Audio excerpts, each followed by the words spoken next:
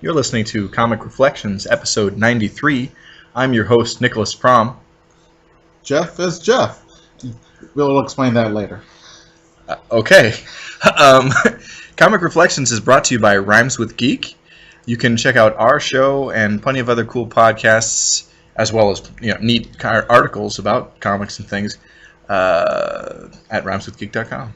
I was going to name some other shows, and I just kind of blew my elevator speech. I'm off. We were off for a week, and now I'm off. Oh, okay. So anyway, any other opening business?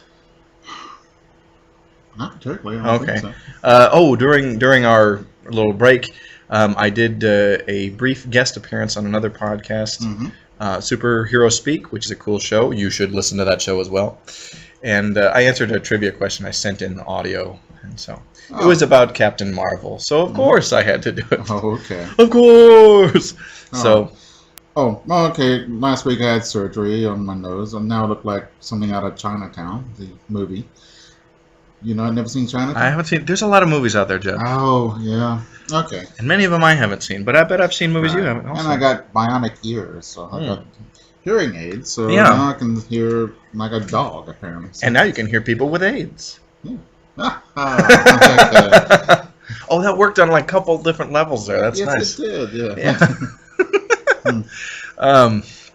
Okay, but so our first book we're going to talk about today is Nova, number 15 from, was this the 70s, right? Yeah. Yeah. Oh.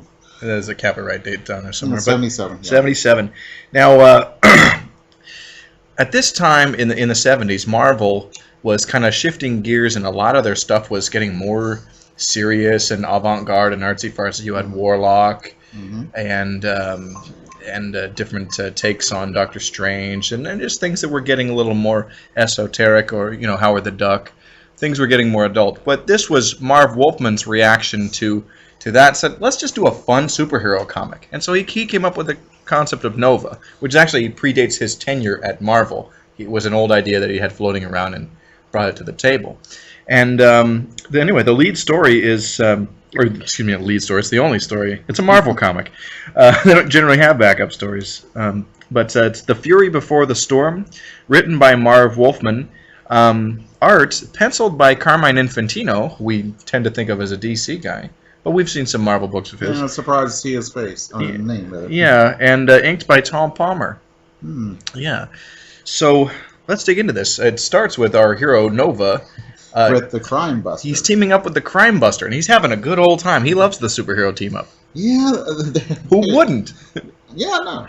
And, they're after antique furniture thieves. That's a new one. Oh, man.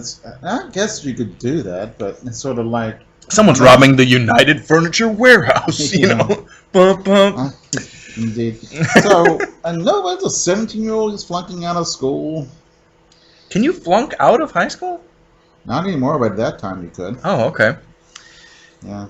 That was when... And this is interesting. This is around the time, or shortly before, DC had their teenage high school hero, Firestorm. Huh. So that was another thing I think that was kind of coming back. And Firestorm's a cool character. Yeah. It's interesting. These antique furniture thieves or minions, they're dressed in purple, which is a cool outfit. They have henchmen costumes, yeah. So they're working for a supervillain. Yeah. I don't know, man. Nova's costume is the big red star on. Everything looks cool except for the big red star on his forehead. I think the design of his costume is very Kirby-esque, except for the helmet. Yeah, it sort of looks like almost like a marijuana leaf. I'm pretty sure that wasn't what was intended. I think it's, but it almost looks like a Christmas tree star you put up on top of it. Oh, there's a huge. Okay, they fight these bad guys, and then they beat the guy up, and there's another guy who's watching them. And he's the voyeur. No, I'm kidding. All right, let's see. This is his boss, Crimus, and they're going after, and who's in charge of all this. So he's the the main bad guy. Okay. And there's this here's this other thief who turns out to be Nova's high school classmate. Yeah. He's got to go and steal stuff in order to save his brother who's being held captive. Right. If he doesn't do it, his brother will die. That's right. So Richard Ryder, that's Nova's secret ID, is classmates with this guy, and they're not pals. Right. Let's put it that way. Yeah. Oh. So Nova catches this guy in the act and finds out it's his classmate, and he says his name, so indicating that to this guy, wait, Nova is somebody I know. Right. So dumb rookie mistake, Nova. But what do you expect for a 17-year-old superhero? Yeah. So and Nova's dad is in trouble with some stuff too. Yeah. It is. I really don't like this comic that much, but it is one of the interesting things about it. It's not totally bad, but it's how a superhero learns to be a superhero, and that's interesting. Yeah. And so there's an interstellar core of Novas, kind of like the Green Lantern Corps. Mm-hmm. And so Nova is just, I can't remember how he got the power. They say it in that blurb at the top of the front page. Yeah, but meteorite hit him or something. Yeah. It doesn't really matter. Yeah. He's super powerful and he can fly and yeah. Yeah. I would just drop out of school. If I had superpowers, I wouldn't go to school. Yeah, I would begin my life of crime. You know? I really believe that if people got superpowers, I really feel that most people would turn to supervillainy. I don't think so. At least petty crime, like Spider-Man villains. Okay. Or they would seek fame. Huh? What does Spider-Man do that's petty crime? No. Spider-Man villains. Oh. Like Electro or something. They're just always out to get stuff. No, I don't think most people would. Or they would immediately seek fame and fortune. They would find ways to exploit the power. It wouldn't be like, I'm just going to go and be completely selfless. People aren't like that. We do look for our own interests. So, I don't know. I think it's going to be a mixture of everything. Yeah. And it would be interesting to do that. Well, adults have superpowers compared to little kids. And most of them do okay. There's some bad parents and all that stuff, but most of them, some are mediocre, some are great, some are bad. And I think that'd be like it, because the kid is helpless to you. Sure. And well, of course, there is a familial bond, but with the other kids around too, sort of, I don't know, social mores I think would stop most of it. Laws don't stop crime, social mores. What would the neighbors think? My mom would disapprove. You've got a point. Okay. There's no law that says I have to cut my grass. I just don't want to make the neighbors unhappy with me. Okay. So maybe there is a law, but it's not that important. I mean, that's not what I'm worried about. Right. So, let's see, something crazy going on at the LaGuardia Airport. I've always loved the name LaGuardia. Yeah, LaGuardia is it's named after a mayor or somebody of New York. Okay. So we have. Okay. We have what do you call it when? Guest appearances by Iron Man and Spider-Man and Incredible Hulk and Captain America. Yeah. And it's in Marvel Comics tradition. They all start fighting Nova. Yeah, right. And this is all out of the blue. He doesn't know what's going on. Mm-hmm. And we find out that they're robots. It's a test. Right, but it goes on for a couple pages before you find out. And and it's a great fight to see Nova doing battle with these robots. And it's a test by S.H.I.E.L.D. because Nick Fury shows up after he destroys He's a real guest star. These $1 million robots. He's kind of ticked off about it. But it was a test to make sure that Nova was capable and stuff, and he wants to bring him into S.H.I.E.L.D. Wouldn't it be good for them to use more robots when they're fighting crime and all that stuff? I mean, what do you mean? I mean, all right. Who is they? Oh, S.H.I.E.L.D. Yeah. Send out the robots to deal with Hydra. Well, yeah. I mean, you've heard of the life model decoys. They use those quite a bit. Do they? Yeah. Not always, but in certain operations. I use them all the time. get people to run. Oh, here comes the Hulk. I'm out of here. Just throw some robots at him. Right. Yeah. Oh. So yeah. So, and he is. Nova. Nick knows all about Nova, and so join Shield. Yay, that's cool. Yeah, it is. So pretty fun comic. There's some interesting subplots going on there too. Like Richard Rider's dad is in some trouble with like super villains, I think. Mm-hmm. And I'm sure that's something that played out at the series. It only ran for I think 25 issues. Yeah, it's hard to get into a story to find out somebody, and you don't know the people, and it's hard to care. And I didn't really care about him. He seemed okay. And I don't. It's kind of, I don't know about the 70s comic books. They're just not. They're kind of muddy or something, or something's wrong with them. With the way they're drawn, that I just don't like. I don't know. I mean, but see, sometimes your complaint might be, it could be the printing, or it could be the inker. Or the age. I don't know. Yeah. It's just, there's not enough contrast. I don't know. Maybe. I will say, it's not Carmine Infantino's best work, but it's pretty cool. I mean, whenever I see him at Marvel, it's just weird. Mm-hmm. So I don't know. Anyway, all right, let's talk about our next book. It's Our Love Story, number 37. We've got more romance comics. Lots of fun there. Yeah, my wife actually saw this, but was waiting for my surgeries, and she's sexist, and none of the guys are dressed, and she's a go-go dancer. Was she wearing a three-piece suit? Right, exactly. She's just looking at the splash panel and not, picking up on the context. But anyway. Mm-hmm. So yes, this would be a career, and I think go-go dancers are strippers who don't go strip all the way. Yeah, I think so. And they're sort of, or they may not be strippers at all. Well, yeah, I mean they're the 60s and 70s version of strippers. They just dressed like in bikinis and danced. Right. So, which is not as bad as stripping. Yeah. Did you know that it's a living? Gordon is one of the... What'd you say? I said, it's a living.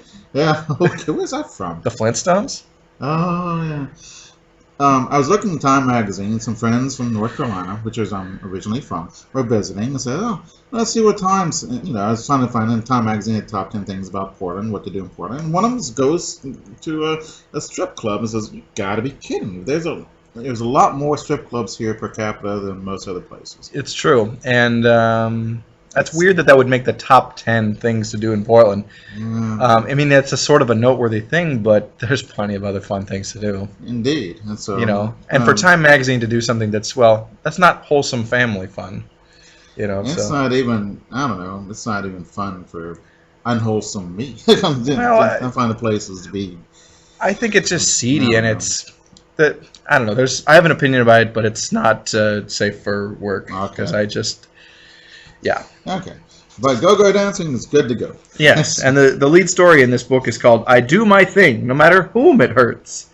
Nice use of the word "whom," and written by Stan Lee. With it's penciled by John Buscema and inked by John Romita. Yeah. Okay. In fact, at first glance, I thought it was Romita, not Buscema, doing the penciling. But yeah. Okay. We have Faye. She's a good-looking blonde, and she's always been capricious. Very good. She gets a doll for her birthday, and someone gets a better doll. So then she doesn't like her old doll. So she's constant, and she does that with boyfriends, and she goes through boyfriends like crazy. Yeah, she meets a nice guy and thinks it's going to be great, and then meets somebody better and dumps the other guy like a hot potato, or whatever the expression would be. Yeah. But yeah. And she finally finds a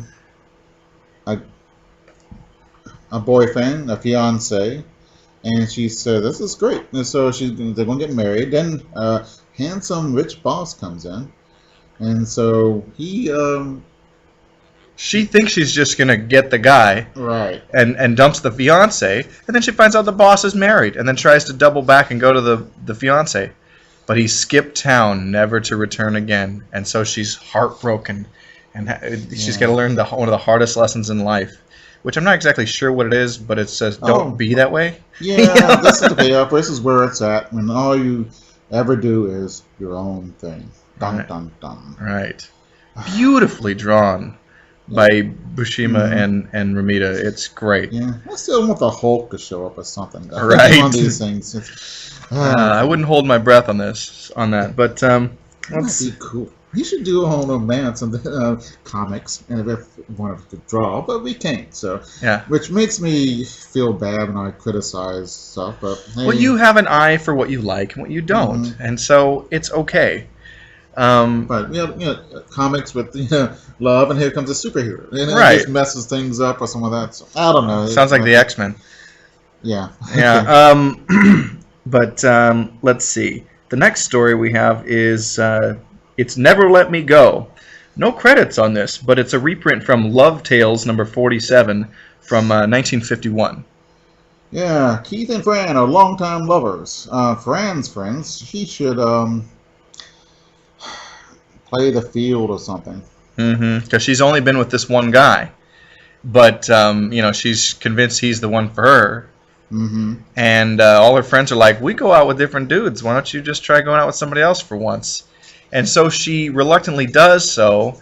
And then he catches her. And then they break it off. And then she's all sad and feeling about it. And he's going out with Helen Thomas, the famous reporter. Oh. No. But, I'm like, that one went right over my head. She just died a few years ago. But she was one of the first female Washington correspondent. She was presidential correspondent. So. Oh, okay. Extremely not good looking. But, okay. So she's heartbroken because of her stupidity, and then she sees him and she apologizes, and then they said, "Oh, let's get married." So maybe playing the field's not a good thing to do. Right. I don't know. So it had a nice resolution. She got back together with the guy. Mm-hmm. So this was the poor girl. What about Helen Thomas? But here's the thing, right? But the thing about this story is, you always have to have the romance comics. Here's the formula. It does have to have the girl crying, or sad, because it's dramatic. So it resolved itself pretty, easily. But she can't punch somebody out, so that's not the right kind of comic. Right. Okay.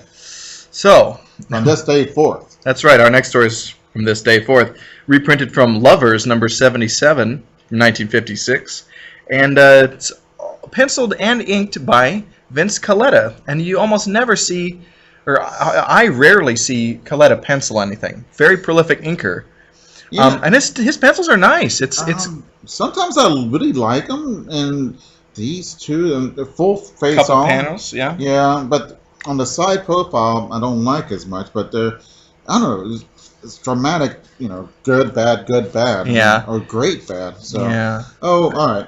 They get into a marriage. Who gets into a marriage? Peter and Anne. Okay. And Anne doesn't like doing housework and cooking, and so she doesn't know how.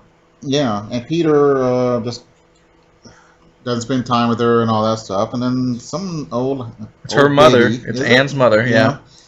You did read read this, right? Yeah, I did. Okay. Let's see. It starts. Because Pete gets an upset stomach from her crappy food. But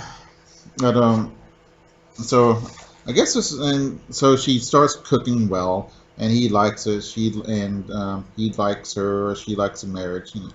Yeah, she had to. Go written ahead. by Betty Friedan. Jeez, no. It's very keeping up very traditional gender roles, not traditional family values. But traditional gender roles of woman stays home and takes care of all the stuff at the house. And in the story, Anne is having to learn to, take on that role because she doesn't know how. Which is weird. It's like if her mother did the same thing, she grew up in the same house with her mom, she never watched and helped mom. Like, you would think she no. would kind of know that some of those things were. My father was a butcher. I have no idea about that. And, you know, I watched my mom doing it, but I just didn't care. You know, and I didn't pay Okay. attention. So that's more common because we were losing a lot of stuff. Now it's kind of the Portland thing is learn how to quilt. This is the quilting capital of America. Oh my gosh. Yeah. My wife's into quilting now, and it's sort of, I don't know, it's a thing they do. My mother quilts, and I'm like, well, that's pretty and boring, you know, but whatever. I think it's a really cool country craft and can be transformed to an art form. All the chicks in the 4-H club love it. No. Oh, actually, and I think quilts are the best bed covers ever. I Oh love no, them. they're nice. So, and they're very hard to do. And then this, I appreciate the craft. I'm just kind of like, it's a quilt, you know. yeah. They are nice and they're excellent bedding covers. Yeah. This is a strange tangent to get on. I know. Well. Okay. Okay. All right. Let's talk about Luke Cage. Here's another strange tangent. It's Luke Cage, Power Man. Okay. Oh, okay. Let me get the credits going here. Let's see. This is Power Man number 27, and the story is called Just a Guy Named X, written by Bill Mantlo, Marvel's fill-in king, with pencils by George Perez and inked by Al McWilliams. So yay. Well, so Luke Cage, Power Man, comes back from the West Coast, and he's got all these unpaid bills, and there's a beer can with, spilling stuff on the floor, and he has no power and phone. He can't call his girlfriend. Right. And they're working next to his building. They're building a gym, and then somebody crashes in. It's a big wrestler dude. Car crashes right through the wall. Mm-hmm. And Luke gets mad and starts roughing the guy up. Yeah, the guy roughs him back up, so they have a pretty big fight. His name is X. That's Yeah. so. He's kind of stupid. He used to be smart. He had an accident. Well, I think it's, he's like, like how wrestlers and boxers get punchy, and they're kind of like dumb. In this case, he has a blood clot. Oh, It's okay. making him stupider and stupider. It's going to kill him. Right. But he's got to make money somehow. Right, and he has a manager that cares about him. Very nice trope that we see again and again in many forms of media, but it works. Rock. You're a bum rock. What a great character. I love Burgess Meredith. Yeah. So Hey, his manager is Bernie.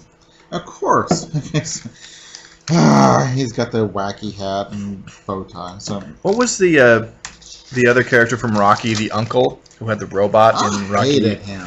What an Uncle a-hole. Sal. Yeah, man. That's what Bernie, the manager, reminds me of. It looks like Uncle Sal to me. Mm-hmm. So they get in a fight, and Bernie comes in, and he breaks it up. And Luke Cage says, "Man, I feel bad because you're a heel, Lucas, a prize jerk, and that big ox knew it." Yeah. So Luke had a right to be mad, but then he was a real jerk, and Bernie smoothed things over, and things are going to be square, but yeah. Okay, we got this thief running away with the package. And the package contains a super soldier serum. Yeah. Somebody duplicated a professor. In this, they say Professor or Dr. Reinstein, but it was Dr. Erskine who created the super soldier serum. I've heard it both ways, so I wonder if it was a retcon or a goof that happened somewhere along the line. Mm-hmm. But anyway. Yeah, it's okay. So and the thief stows it in X's locker and then lambs out of there. Right. Yeah, X is also named Willie, and they're discussing, and he's Willie wants to make a comeback, and Bernie's thinks he can, and Willie gets really mad, Right. and he slaps around Bernie, and Bernie runs off. So he opens his locker, and there's just the canister. It looks like almost like those travel coffee things. Looks like a protein drink everyone else uses. I think I'll try it. Couldn't hurt. Yeah, and so he drinks the super soldier serum, And he gets super powered. Yay! It's kind of cool. Or at least Captain America level superpower. Willie Dance is his name, alias X the Marvel. Yeah. So So, and then he's gonna go and break through the wall and fight Luke Cage again. Yeah, because of course. Yeah, because Luke Cage was mean to him, made fun of him. But you notice how I like how X is using all these wrestling moves to fight. You know, like he does that jumping like scissor kick and stuff, and I think that's cool. Yeah, the flying drop kick. Yeah, which really I've read somewhere it would not work. But if you have like super soldiers serum, then it would. Right. Oh, really cool battle. Nice fight. And it goes on for a while. Yeah. The guy throws Luke out the window. Yeah. I like Kapow. Oh, and they fall out the window together and land in the street. And they keep on fighting. Yep. And let's see. You keep on fighting. Yeah, it goes on. It's great. Man, yeah, it is a nice battle. Really well done. X pulls a chunk out of a brick out of the wall, and I think he throws it. He means to get Luke Cage, but it hits Bernie, who shows up, or a piece of it does, and then he feels remorseful. All right, he's hurt, Mister. Bernie's hurt bad. And then he turns fat again. Yeah, I think apparently this facsimile or version of the Super Soldier Serum was temporary, and so yeah, it kind of ends on a sad kind of note. I don't know. Yeah, I like what Luke says, and don't you ever complain about people kicking you around, Lucas. Compared to the rest of the world, your life is a breeze. Yeah. Which is... You know, we got problems, but like Bernie is very injured, and then Luke, the other guy's gonna die. So yeah, it's and what Luke says at the end is great, and it's his inner monologue. It's in the thought balloons, which I like. Well, he says it to us. So, well, right, or to himself. Yeah, which is the same thing. But I like it. I mean, I love these kinds of stories. And that's the kind of stuff that Bill Mantlo wrote a lot of. Not bad. Yeah. And Luke Cage is fun. Yeah. So. Oh, there is a comic book out now, and you may have seen it. I don't know. It may not be. It may have been out 5 years ago, but the baddest mother blankers in comics. Okay. And who's on the cover? Luke Cage. Of course. Of course. Interesting. Where did you come across that? I had. Okay. There's this thing called memes. Okay. And so I check them out when I'm waiting for something, just because I don't like cell phone games, so they bore me. But the memes are occasionally funny. And there is a superheroes meme. Oh, okay. And it's, I don't know, I find out more about what's going on in superherodom than, because I don't do new superheroes. New comics, yeah. And I have recently just made the decision to go completely off-grid with new comics. I like them, but they're expensive, and I'm way more into old stuff, hence this show. I'm just like, this is where I live now. So it's where I live anyway. And then just like, it's getting new comics is an expensive luxury that I can't afford. So. Yeah, although some of them, Deadpool, I didn't know anything about until I saw the memes. This guy's kind of funny. Yeah. But, and the thing is, in current comics, or, in general, it's like, why would I buy them new on the stands when I can wait not even a couple months and get them for the single issues most of the time for a fraction of that cover price, or wait for the trade and get it on Amazon and get it even cheaper than that, So, yeah. But yeah, so our last book for this episode is The Cisco Kid, number 16. It's from Dell Comics. And this is gold. This is the only Western I like. Comics. I know. I've made you read so many Westerns lately, and this is the only one that you've enjoyed? I really enjoyed it. The other ones are okay, but this is, Cisco Kid was great. I love the Cisco Kid font. Yeah. Okay. So this was, the Cisco Kid was, there was 28 movies starring the Cisco Kid. It was radio, television, and comic book presence, phenomena, whatever you want to talk about. It started off the O. Henry story. Is that right? Yeah. The Caballero's Way. Interesting. But It's so funny. We don't have these Western stars anymore. Yeah, The Western was such a big deal, and you had all these it was a heroes. massive big deal. There's nothing in comparison now. Yeah, yeah. It's just a phenomenon that's just fallen off the face of the earth. I mean, in Hollywood, you might get a Western movie in a year, Hmm. and it seemed in the old days you had a Western and a in the movie theater and several on television every week. Yeah, and TV. You look at the top 30 shows, and a good half of them are westerns. I mean, and Gunsmoke ran for 20 years. And that's a good For grown-up western, and for a dramatic, and a very good radio show too. yeah. Fantastic. Did the radio show predate the Yes. television And series? it went concurrent for a while. Oh, that's cool. Yeah. And Different stories, or did they maintain? They use the same stories a lot. Did they And, maintain the continuity then from the radio show to the television? Yeah. Oh, cool. Floyd the Barber from Andy Griffith was the doc Oh. in the radio show, and Robert Conrad of Canon was Matt Dillon. Oh, wow. He didn't make it to TV. Okay. Interesting. Great Interesting. name. But man, he's a great radio guy. Did you want to do your credits first? Yeah, let me give credits for this. Thank you. The lead story is called "The Stockmen of Longhorn," with art by Bob Jenny, who did all the art in this issue. So, Okay. All right. Cisco Kid, as you said, O. Henry, the story. Had a bunch of people playing it. He did. Beginning, he did not have a buddy, and but his first buddy was the best Joker, Cesar Romero. Hmm. And wasn't that cool? Yeah. Great. So it's a great comic book connection. Although I like Cesar Romero's Joker, I think Mark Hamill's Joker is superior. It's good too, but Yeah. Cesar Romero is the king. He started it. He didn't. I would argue that that Bill Finger started it, the Joker. Well, actually, Frank Gorshin started the. He started the Laughing Loon. Oh, yeah. villain. And Cesar Romero. I don't know. I just like those guys better because they were having a little bit more fun. All right. That show is coming to DVD. It's October or November. Yeah. I told you that. okay. So All right. happy. But Okay.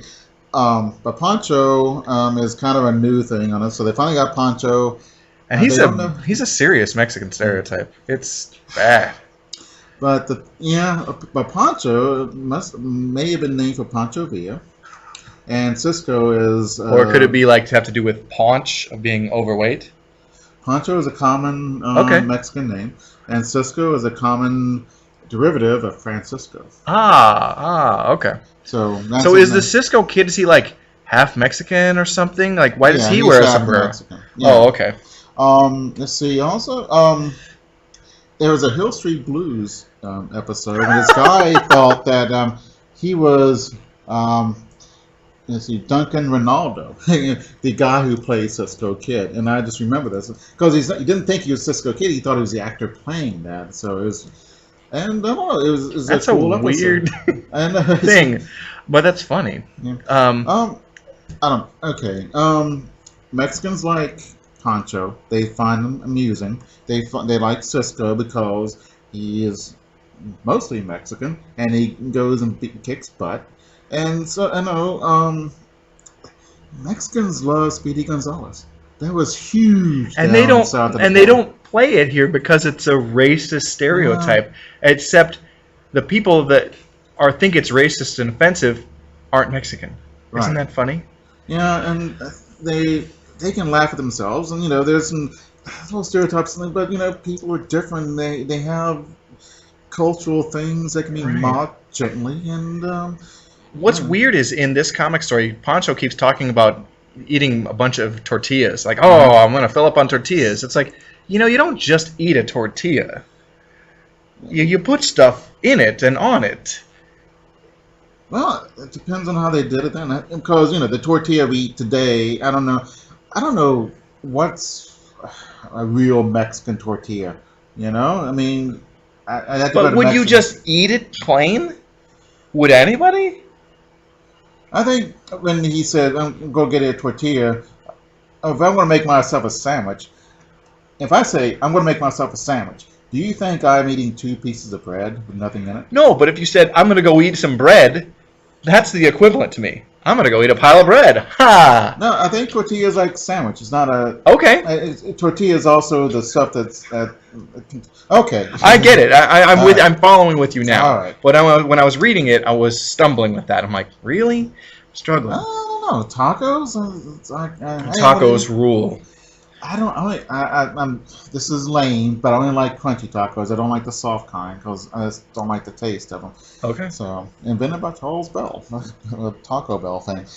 I love Pancho. Pancho is funny. His jokes in here are hilarious, and that's where they're introducing themselves. And this is I'm the Cisco Kid, and Pancho is Pancho. It's hilarious. Oh, that's where the Jeff is Jeff. Yeah. Mm-hmm.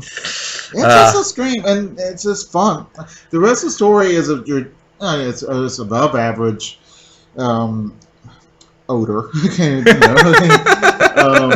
but it's I don't know. Pancho is just a fun character. What's Pancho gonna say next? You know, it's really amusing, and he likes to eat, and it's just funny, and I don't know.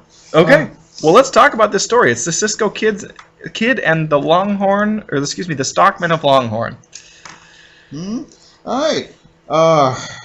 Sheep herders and cattlemen have gotten together and to fight against the homesteaders who are going to fence in the grazing land. Yeah. Which is odd, and they make sheep herders and cattle ranchers getting together. Wow, this is such a huge trope in westerns of those guys fighting, and here they're fighting and combining. I thought that was interesting. Yeah. Always Cisco is taking life out of joy. Man, it's a great. Someone had a lot of fun doing it. Oh man. And that's funny because the Spanish syntax is not I'm going to go to the store. It's to the store I'm going to go. Mm-hmm. Is that the Latin part of it? I guess. Maybe, but it's not. I'm going to the store. It's to the store I will go. Oh, so is French that way? I mean, I don't know. I don't think so. I don't know. Oh, okay. So Cisco meets up with this farm family, and this is where it usually goes in these things. They meet up some nice family, and they get their wagon burned, and Cisco goes and helps put out the fire and saves a bunch of stuff. And here comes Pancho falling into the water trough.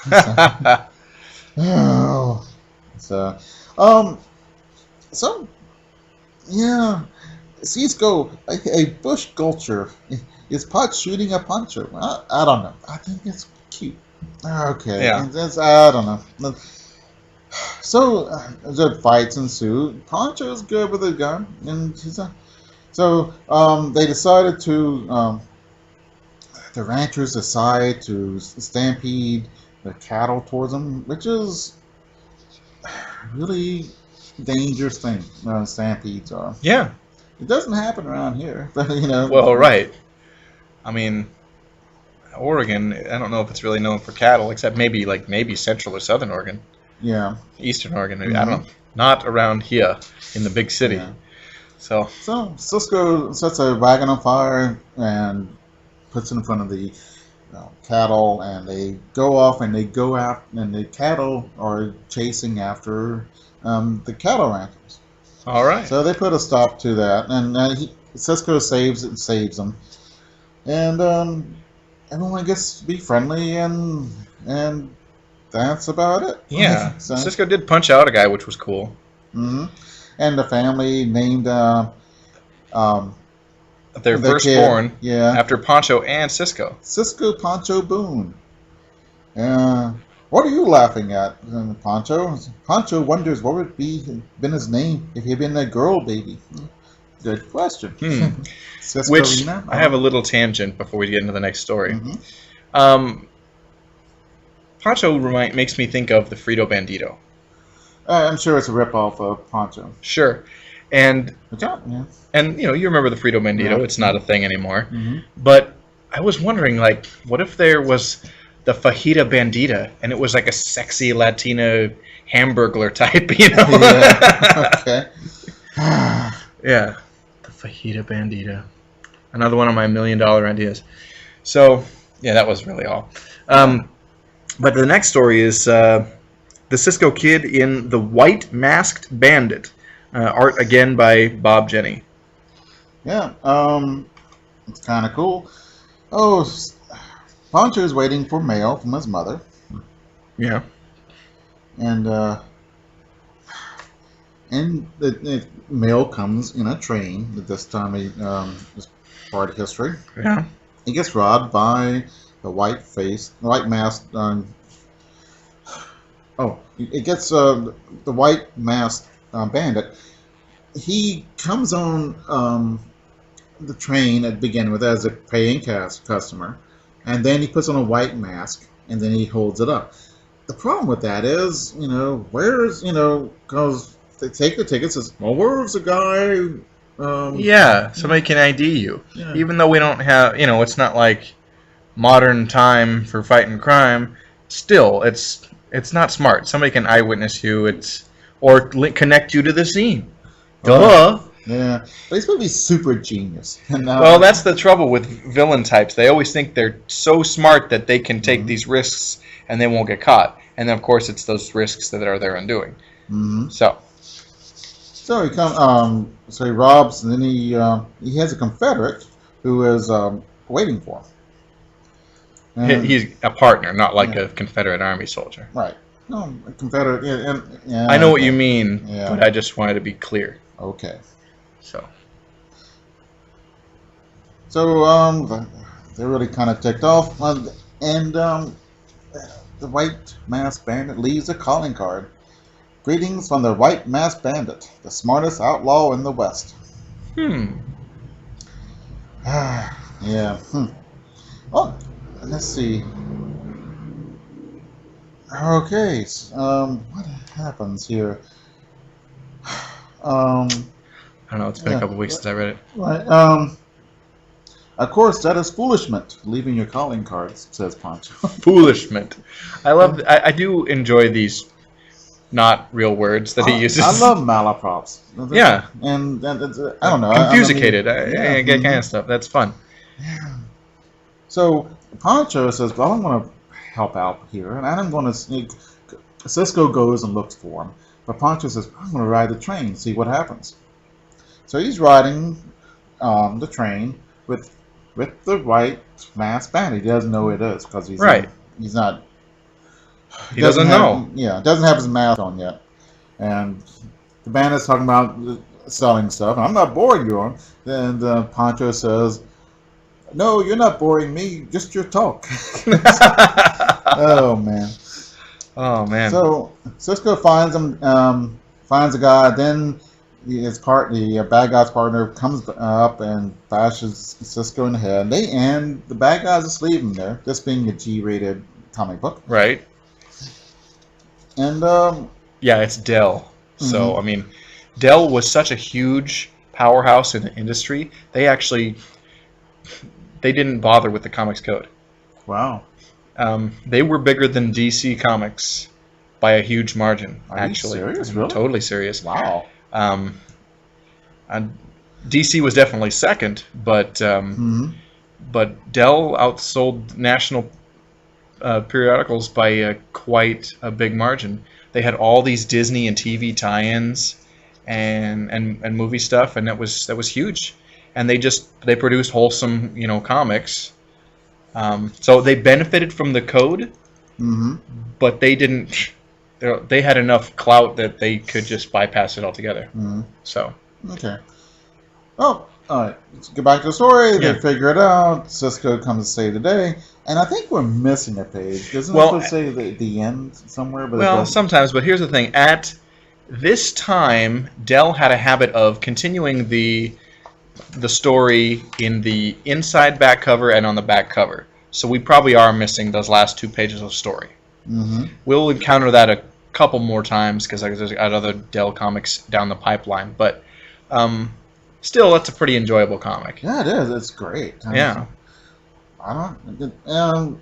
Pancho's a great character. Cisco is a cool straight man, and he's not absurd. You know, he doesn't have to be. He's not a Right. secret identity, and it's not necessary. Right. And essentially, I like Cisco Kid. He's an adventurer. People know who he is. He's smooth and Yeah. intelligent. And he has a comic foil who is also resourceful, not a liability. Right. He's no Gilligan. Right. Very good. So I'm trying to think of another resourceful. Oh, Dr. Watson. He's resourceful. And Ebony White actually also. Yeah. Even though he was way more stereotyped, Mm-hmm. but they played up his ability to be assistant to the spirit very well. So that kind of what's the word when you say it kind of reduces the damage? What's the word for that? Oh, You know what I'm talking. right, It kind of softens the blow a bit. Yeah. Mm-hmm. So Yeah. I don't know. it helps make up for that because Ebony is such a good character. But anyway, that's it for this episode. I mean, do you have anything else you want? Cut the crepe hanging. It's good. I I don't know what that means. I don't like it. I can dig it. Stop what you're doing and let's get out of here. I don't know. It's from the comic book, so. Oh, okay. I must have missed that. But one other piece of housekeeping. We now have a Facebook group page. It's a Comic Reflections podcast discussion group, and any of you listeners can join it. It's an open group, and you can comment on and talk to Jeff or I about episodes of the show, current or past. So, yay! Okay. Oh, cool. Yeah.